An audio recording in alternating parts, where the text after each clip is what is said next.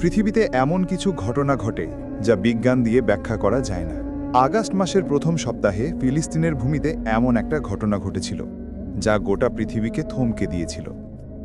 গালিল সাগরের পানি, সেই একই হ্রদ যার সম্পর্কে আমাদের নবী সাল্লাল্লাহু আলাইহি ওয়াসাল্লাম ইয়াজুজ ও মাজুজ সম্পর্কিত ভবিষ্যদ্বাণীতে বলে গিয়েছেন।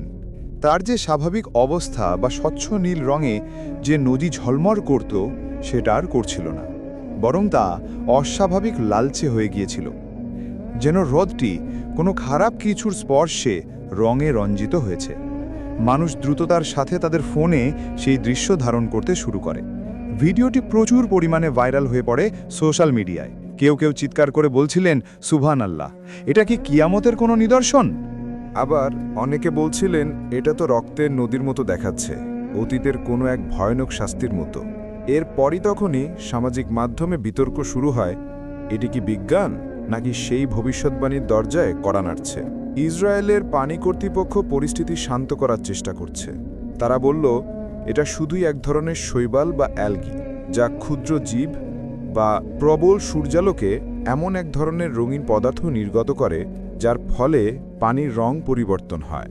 তারা আরও বলল, এটি সম্পূর্ণ একটা সাধারণ ঘটনা, এটা কোনো জীব বা মানুষের কোনো ক্ষতি করবে না, এটি শুধু প্রাকৃতিক একটি ঘটনা। অন্যদিকে খ্রিস্টানদের অনেকে স্মরণ করলেন নবী মুসা আলাইহিস সালামের সেই কাহিনী, যখন নীল নদ রক্তে পরিণত হয়েছিল, ফেরাউন ও তার জাতির জন্য আল্লাহর এক নিদর্শন হিসেবে। কেউ কেউ এমনকি বাইবেলের বুক অফ রিভেলেশনের সেই আয়াতগুলোর সঙ্গেও ঘটনাটিকে কয়েকবার মিলিয়ে দেখলেন, যেখানে বলা হয়েছে শেষ সময়ের আগে সমুদ্রের রং পরিবর্তিত হবে। সত্যিই কি পরিবর্তিত হয়ে যাবে?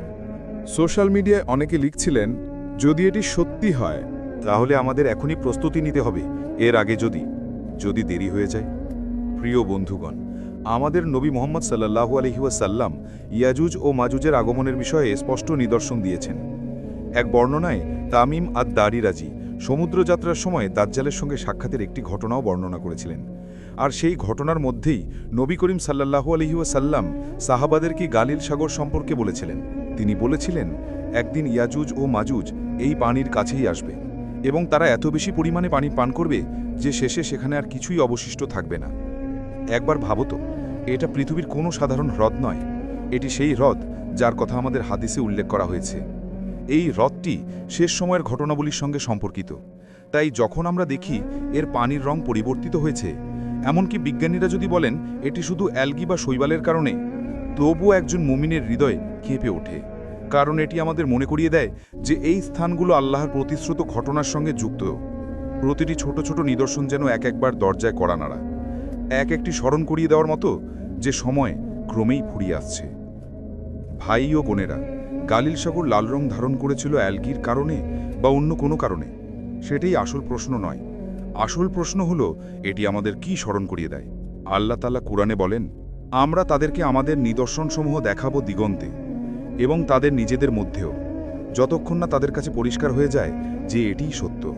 কখনো এই নিদর্শন আসে ভূমিকম্পের মাধ্যমে, কখনো কখনো অদ্ভুত ঝড়ের মাধ্যমে আসে, আবার কখনো এমন একটি হ্রদের মাধ্যমে যার রং হঠাৎ পরিবর্তন হয়ে যায়। একজন মুমিন কখনো বিজ্ঞানীদের সঙ্গে তর্কে জড়ায় না। আমরা অস্বীকার করি না যে কোনো ঘটনার পেছনে প্রাকৃতিক কারণ থাকতে পারে, কিন্তু আমরা এটাও ভুলে যাই না যে আল্লাহ তাআলা প্রায়ই সেই প্রাকৃতিক ঘটনাগুলোকেই ব্যবহার করেন মানুষকে সতর্ক ও স্মরণ করিয়ে দেওয়ার জন্য। তাহলে এর মানে আমাদের জন্য কি?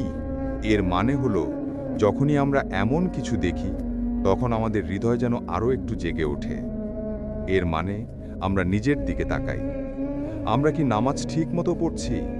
আমরা কি দুনিয়ার প্রতি অতিরিক্ত আসক্ত, নাকি আখিরাতের প্রস্তুতি নিচ্ছি?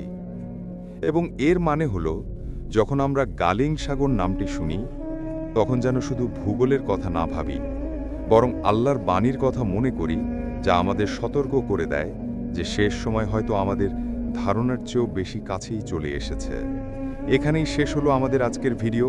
আশা করি ভিডিওটি আপনাদের ভালো লেগেছে। যদি ভিডিওটি ভালো লেগে থাকে তাহলে সুন্দর একটা লাইক দিয়ে আপনার গুরুত্বপূর্ণ মূল্যবান মন্তব্যটি আমাদের কমেন্ট বক্সে করে যেতে পারেন। আবার দেখা হবে পরের ভিডিওতে।